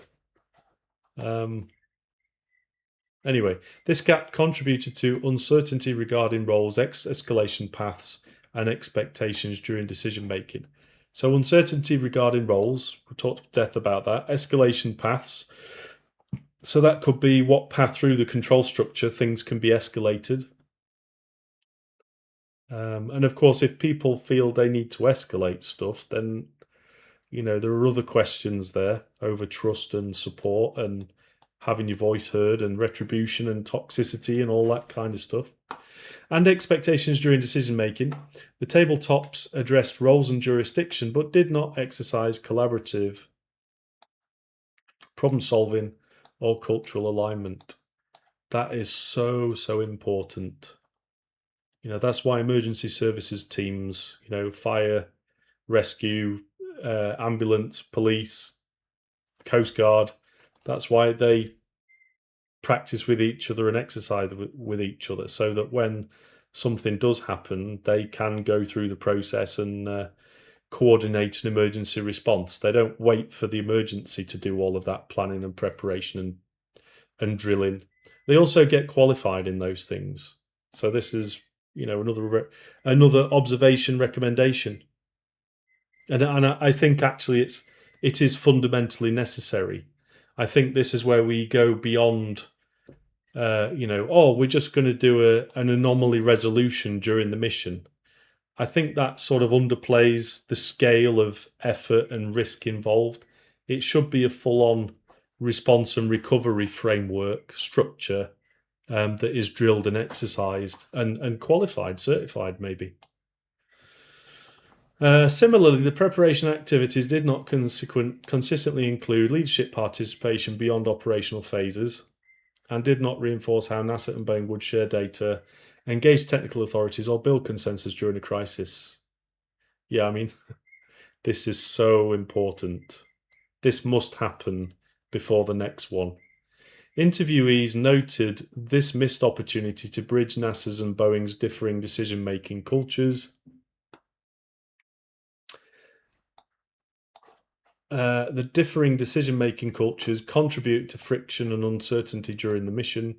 Boeing team members were not fully versed in NASA's decision-making style, including open communication of data, engagement of technical authorities and subject matter experts, provider presentations followed by NASA assessment, and consensus-building approaches. The lack of shared rehearsal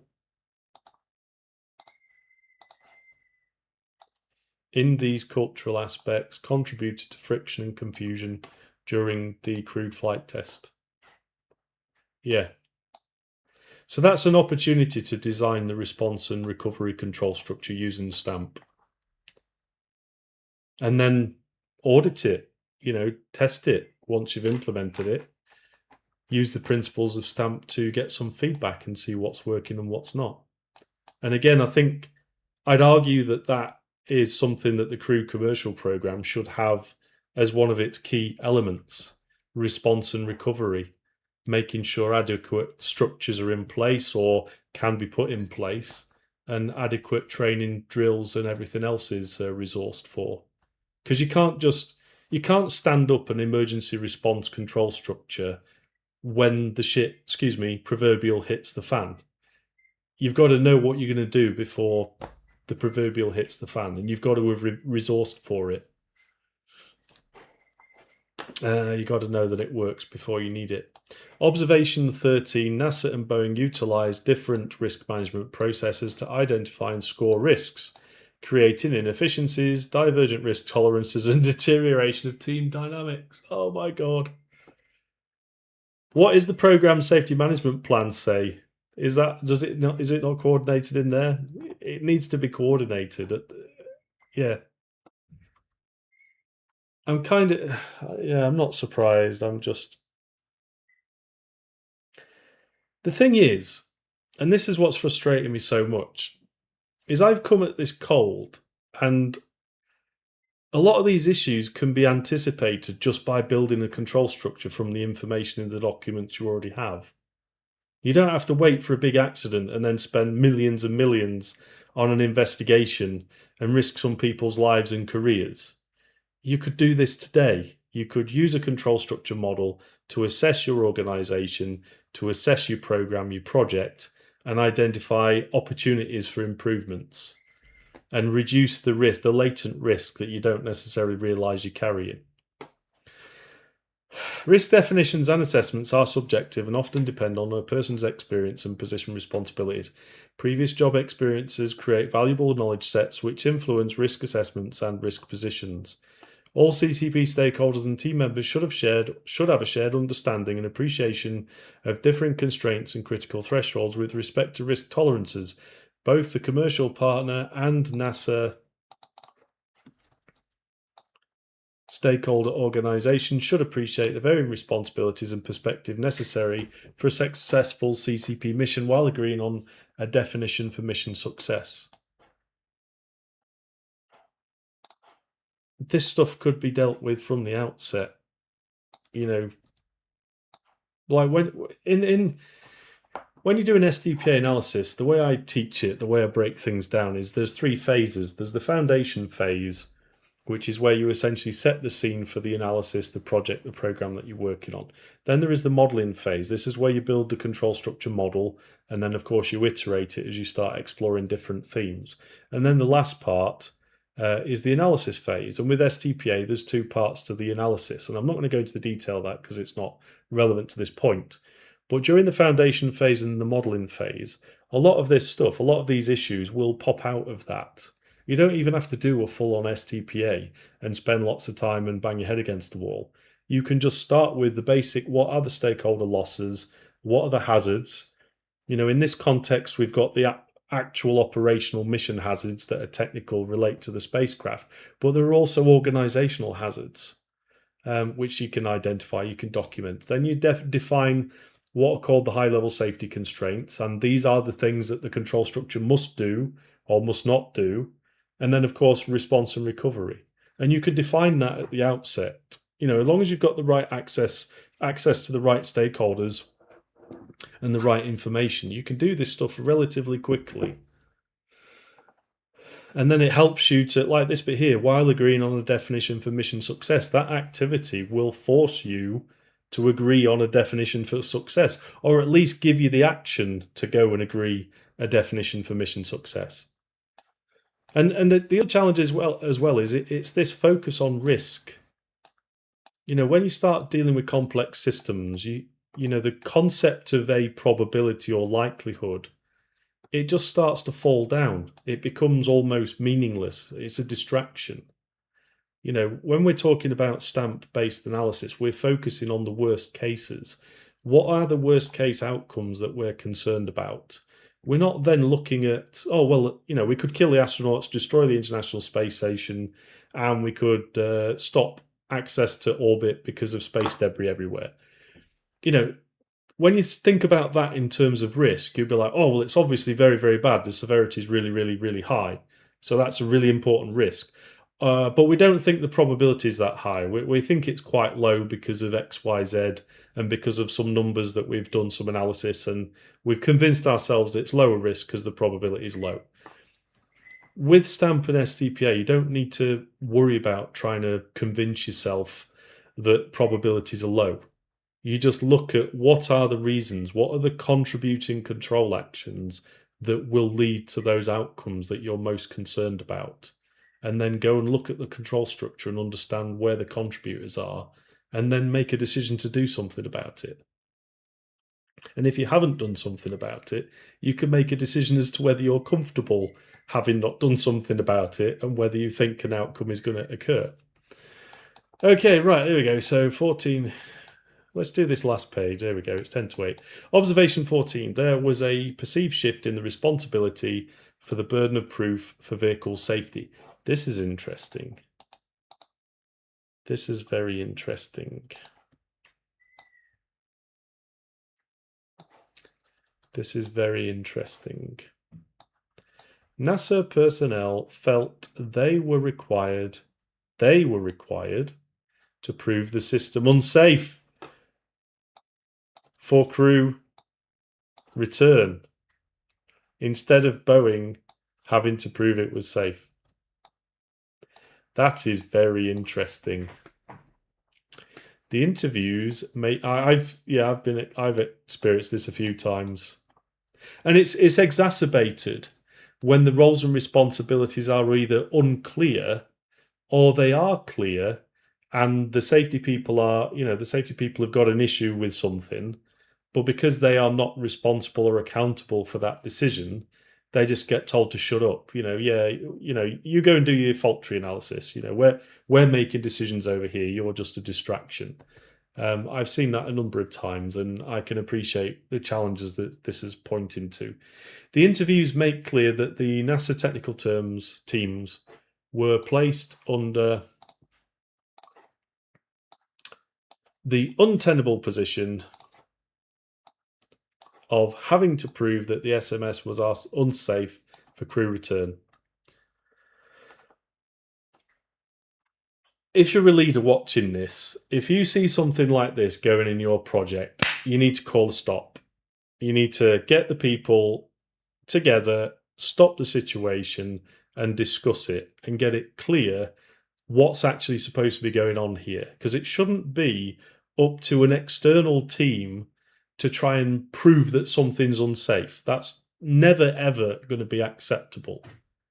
Ever, ever. And if that kind of stuff is going on in your organization, you need to knock it on the head immediately and make sure make sure that anybody who's trying to push other stakeholders into a situation of, well, you proved to me it's unsafe, they need a stiff talking to, because that is not the kind of behavior. I'm not saying this is the behavior that's happened here, but having experienced that myself a number of times, that kind of behavior needs to be dealt with. That is fundamentally undermines trust and creates a toxic safety culture. Here we go. So rather than Boeing demonstrating the vehicle was safe, again, this bit should be in the contract. I think it probably is in the contract. It is their duty to demonstrate that the vehicle is safe. And also, if they're thinking about this through the lens of a safety case, also bringing evidence to the fore if there is counter evidence that it's not safe. And I would argue that not doing the qualification testing before they go flying is evidence that it's probably not safe and they shouldn't go flying. But that's a different avenue of conversation. This reversal of the burden of proof not only violated established safety principles, but also eroded trust, hindered effective risk management, and delayed critical decisions. Yeah, absolutely. That is ridiculous. But it's not uncommon. You've got to be vigilant to this kind of nonsense going on. Simultaneously, and having said that, I can understand that if you have a team that believe that their thing is safe for whatever reason, whether they're bullshitting themselves or not, if they genuinely believe it's safe, or it is in their interests to believe it's safe, because that's what the contract and the payment milestones say, if you can read between my words and between the lines, if it is in their interests to say that it's safe, then anyone who is trying to perceived to undermine their position, will effectively become the enemy, become a distraction. And it's human nature to try and protect their position, their bonuses, whatever it is. And as senior leadership and independent reviewers, you have to be switched on to this kind of stuff going on and knock it on the head. Simultaneously, many of the interviewed Boeing team members believe that no matter what information they brought to the table, it would never be enough. Yeah, I've seen that as well. And it works both ways. Oh, you have to prove it's unsafe, and no matter what evidence you bring, we're not going to listen to it. And likewise, well, it is safe, and here's the evidence, but the evidence is not going to be enough. It's two sides of the same coin. While this broken relationship is further explored in the trust section of these findings, this sentiment also reflects a finding from the CCP STAR report, regarding the reversal of the burden of proof that existed in the workforce leading up to the CFT mission. That's interesting. So this was going on as well before the CFT mission. It highlights the need for clearer governance, stronger technical accountability, and a cultural shift towards transparency and shared responsibility in future missions. These interviews were conducted approximately 6 months post-landing, and interviewees expressed this reversal in the responsibility of the proof has continued. Oh, right, wow. You see, the thing is with this kind of stuff, if it's not dealt with by management and openness and humility, this can absolutely riddle your organization with toxic rust effectively. And new people that come along, people trying to do the right thing, safety engineers especially, as soon as they get into that kind of environment, it's only a matter of time before they leave or they become stressed and overwhelmed. So this is a really, I mean, there's so much we can learn from this. It's ridiculous how many different things were going on.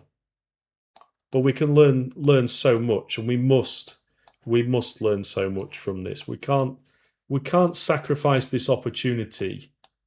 And the astronauts that went up and that they were exposed to this. We owe a duty to them and their families, and the crew of the ISS and their families, that we learn from this and make sure this kind of nonsense doesn't happen again. And I'm not saying that's easy, because it's not. This is one of the biggest challenges. This is, as engineers, we design and develop technology and all this kind of stuff. But these problems, these are social technical issues. We have to think about, how do we design and engineer our organizations, the way that we do work, the way that we recruit people, the way that we lead people, the way that we empower them to make safety critical decisions. This is how do we engineer our organizations? How do we engineer our projects? How do we, motivate and lead our staff to do the right things? And that is, all problems are leadership problems, as Jocko Willink says, and it is. It's not easy. Anyway, observation 15. Some interviews saw relationships improved in their own peer groups during the mission. Fantastic. Let's just have a drink and check the comments.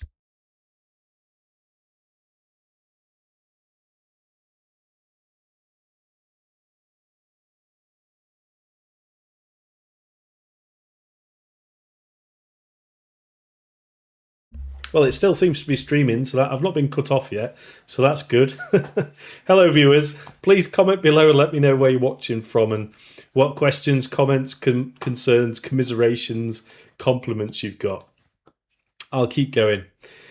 Many interviewees cited the resilience of their teams and the overall desire of the collective team to drive to a solution despite differing views as an overall positive. An interviewee noted, a lot of those relationships, I think, are still holding in a good way. So I think that is probably the best thing that happened during the mission. I think we, internal team, built a strong team that can work together and understand each other much better than it had been before the mission. That is fantastic. The only observation I've got from that, from a leadership and team building perspective, is that the team members should already have some level of foundation with each other before they're put under a stressful, horrendous situation such as this. Horrible situations can really galvanize a team, but they can also devastate individuals. And so really we should be developing our teams and putting them through these, through some kind of training program of some description, some kind of exposure training, so that they can gel together, so that when they are inevitably exposed to something like this, they can step up and deal with it. And we don't end up giving people PTSD or anything else. Because, if you can imagine the horrific scenario of this going the other way, what kind of impact would that have had on the staff and all the employees and everything? So, this is a hindsight position we're talking about. So this is fantastic. But if it went the other way, how might we have prepared for that and responded to it? Observation 16, interviews cited historical concerns for dedicated resources to support CCP, particularly for two providers during the certification process and the consistent decline to provide adequate funding to increase those dedicated resources. However, this was not reported to be an issue during CFT.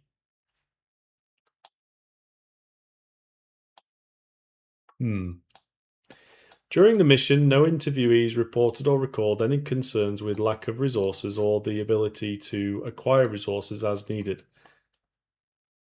And this is during the mission. But what about before the mission, such as making sure the testing and qualification stuff is done?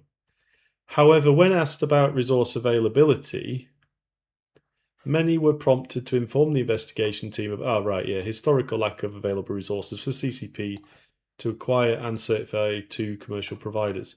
Since the inception of the crew commercial program, NASA's vision of procuring crew launchers as a service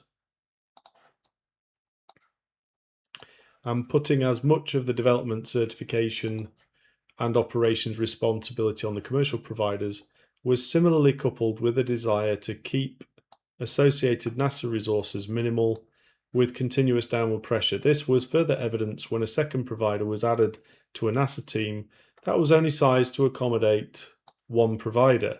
And yet, when the second provider was selected, the resources to accommodate the additional technical work were not fully accommodated in the new budget. Okay, so let's get our little jigsaw piece out, everybody.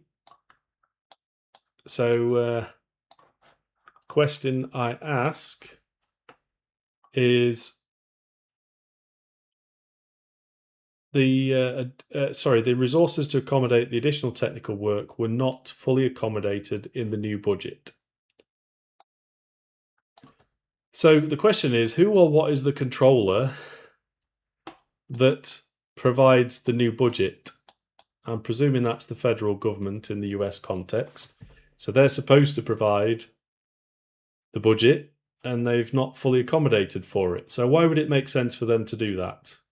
You know, what feedback are they provided with? What beliefs do they have? What decisions are they making? Are they making other priority calls? Are those calls appropriate? Is there an opportunity for NASA to turn around and say, well, no, that's not acceptable. We are not able to deliver the mission if we don't have those resources. I don't know enough about it, but they're the things to think about. In subsequent years, the projected out year CCP NASA staffing reductions did not materialize as planned due to continuing certification efforts, unplanned life extensions or upgrades, anomalies, etc.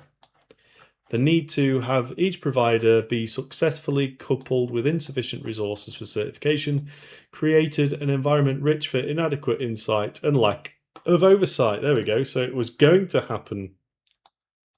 It was inevitable. This led to a failure of the shared accountability concept that was central to the success of CCP at its inception, as self-identified by the CCP. I don't agree. I think that concept was already flawed, and this inadequate, inadequate funding and resources was just a contributor to that. And I don't believe it was a failure in the truest sense. It was a dangerous success. It is not what went wrong, it's what went right that contributed to these outcomes. And again, the shared accountability concept, I don't think it is appropriate. That the control structure that forces, I don't think is adequate for management of safety, hazards and response and recovery. I think that needs to be revisited and reviewed through the lens of STAMP and a control structure. But focusing on an environment rich for inadequate insight and lack of oversight, I think that's a bit too wishy-washy. I think we need to focus on what is the control structure. Why is the control structure deficient? Why is it inadequate in controlling and enforcing safety constraints? And it's not just due to failures. Okay, so this section now then, so this goes recommendation, so it's 1, 2 and a bit pages, and it is the recommendations. And it's like 8:05, so I've been doing this quite a while. I think it would probably be a good idea if I tried to push on and do at least a couple of these, just while we've got, you know, the observations in place and see how they fit together. It would have been nice if these recommendations were clearly linked to the observations. So see that observation 16, you know, this is not observation 16, recommendation 16, is it? It just big numbers. There needs to be a link between the observations and recommendations. They should be in line and linked to each other. They shouldn't just be separate. Anyway, just that's another moan. It's hot. I'm sweating. Okay, so SOMD, CCP, ISSP. Establish a multi-program anomaly resolution process with entrance and exit criteria, and who gets to decide when it gets turned on and off. I think that's a good idea. However, I think we need to understand what the control structure is for those particular programs and projects before you try and define an anomaly resolution process that fits all. I don't think that's going to work. I think you need, you know, maybe you could do it abstract. You know, you could have a general process for how to do anomaly resolutions, and perhaps have some for propulsion, some for life support, whatever it is. But we have to also think about, well, what is the organization? What is the control structure that's going to implement this process? Because you could design the best whiz-bang process in the world, but as soon as you try and implement it in a particular control structure, it just completely becomes dysfunctional and becomes a hindrance. So yeah, I think that's a good idea, but what about the control structure? In fact, what I'll do is I'll put a bit of text on there as well, just to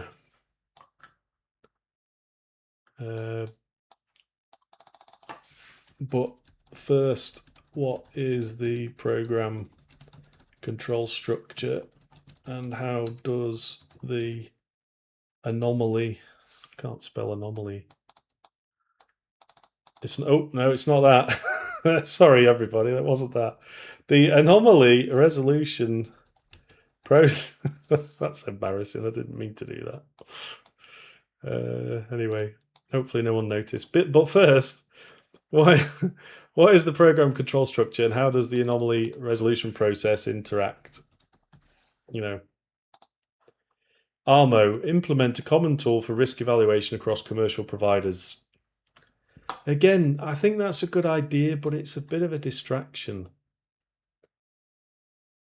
You know, risk management is appropriate for certain situations, but other situations it's a bit unhelpful. Anyway, that's a big, huge topic I'm not going to address today. Implemented correctly, if it can be, this process should provide a technically based risk characterization. Strong consideration should be given to using the 7 elements of effective flight rationale created after Columbia.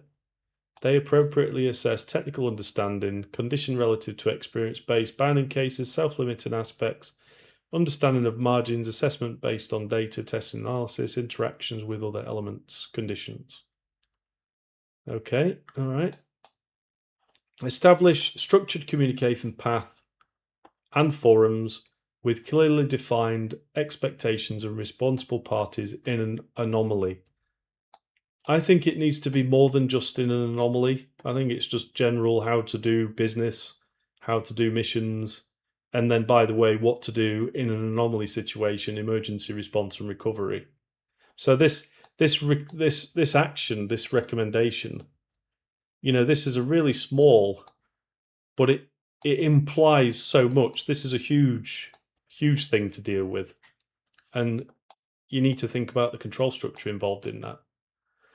This should include meeting agendas, expedited meeting minutes with action tracking and meeting cadence plans, meeting dependencies as well, not just cadence, dependencies between meetings and decisions.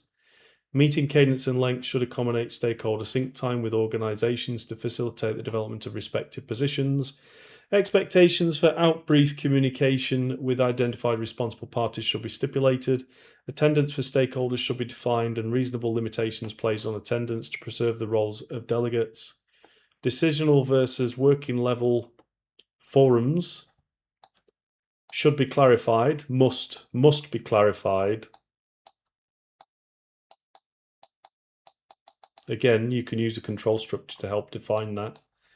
And leadership is responsible for ensuring that forum objectives are preserved. It shouldn't just be generic leadership. There should be somebody, an actual stakeholder, whose responsibility it is to do that. You know, they are the conductor. They should be making sure that's dealt with. It shouldn't just be given to any leader in the organization. It should be specifically allocated. The process should facilitate the engagement of delegated technical experts from NASA to participate on provider-led teams. Those delegates are responsible for representing their technical organization and carrying back results from the team to their technical organization as time allows. CCEP, provider mission management, and anomaly resolution documents should be updated to reflect the new processes. Yeah, okay.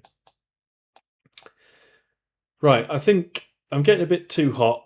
I think what I'll do is I'll pick this up again on Wednesday, I think is the next session. So I hope you've enjoyed that. I hope that's been helpful and insightful for you, giving you some ideas. We'll pick this up again tomorrow. I have put a number of these live streams on this week, so let's have a look. We've got one Wednesday, one Thursday, one Friday, and I think looking at where we've got to, so we've just done section 5. Where have we got to? Section 521, process and communication. So yeah, we're still in that first one, and we've got these other 3 to go. They are quite large, but we'll continue. Excuse me, pardon me. We will continue with that tomorrow. Fantastic. Well, thank you very much for watching, and I will see you on the next live stream on Wednesday. Have a good night. Take care.